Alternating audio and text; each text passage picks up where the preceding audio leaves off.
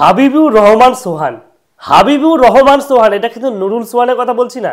এই হাবিবুর রহমান সোহান আজকে যা খেলা দেখিয়েছে, বাংলাদেশের ইতিহাসে টি-20তে সবচেয়ে কম বলে রান, এত কম বলে সেঞ্চুরি বাংলাদেশ ক্রিকেটে আন্তর্জাতিকে বলুন বা কোনো টি-20তে বলুন বা কোনো ক্ষেত্রে কেউ করেন।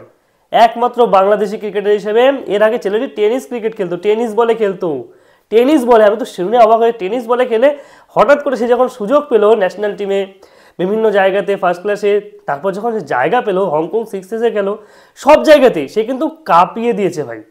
আজকে জাভেদ ওমার থেকে শুরু করে অনেকেই পোস্ট করছে, আজকে জানতে পারছি এর সম্পর্কে যে ছেলেটি টেনিস খেলতো সেখান থেকে আজকে মানে ভাবা যায় 35 বলে, মানে 34 বলে হয়ে যেত, আরও দুটো বল মানে 60টি রান করেছে শুধুমাত্র 6 মেরে, আর যে 32 রান করেছে 8টা 4 মেরে। মানে সত্যি মানে অবাক করা কাণ্ড বাংলাদেশের জন্য। সত্যি আমাদের ভারতীয়দের মধ্যে 342 স্ট্রাইক রেট আগের দিন বৈভব সূর্যবংশী করেছে, আর আজকে এই ছেলেটি করেছে, সত্যি কামাল করে দিয়েছে।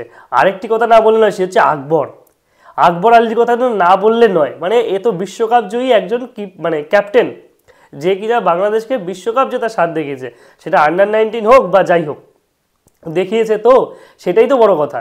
যাই হোক, সেই আকবর আলী কিন্তু 24-25 বছর বয়স হতে যাচ্ছে ছেলেটির, ও কি এরপরে সুযোগ পাবে না বাংলাদেশের ন্যাশনাল টিমে? আর কবে, আর কতদিন জাকের আলী, আর কতদিন শামীম হাসান পাটোয়ারি দিয়ে কাজ চলবে, আর কতদিন শেখ মেহেদিকে দিয়ে 3 নম্বর 4 নম্বর ব্যাটিং করানোর চেষ্টা করবে বাংলাদেশ? তাই অবশ্যই খুব শীঘ্রই সুযোগ দেওয়া উচিত এই ছেলেদেরকে, এই আকবর আলীদেরকে, এই সোহানদেরকে।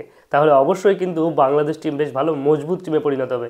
ওদিকে সাইফ হাসান, লিটন দাসরা আছেই, এবং পরবর্তীতে যদি এই সোহান থেকে শুরু করে এরা যদি আসে, তাহলে ব্যাটে বলে দুর্দান্ত কামাল করে দেখাতে পারবে বাংলাদেশ, এবং সেটাই হয়তো, সেই পথেই হয়তো বাংলাদেশ আসবে ন্যাশনাল টিমে।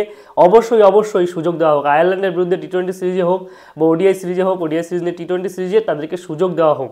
তাহলে দেখবেন অবশ্যই বাংলাদেশ কিন্তু ভালো উন্নতি করতে পারবে, এবং এখানেই হয়তো তাদের পরখ করে নেওয়া যাবে। কি বলেন আপনারা? কমেন্টে আপনাদের মতামত অবশ্যই জানাবেন।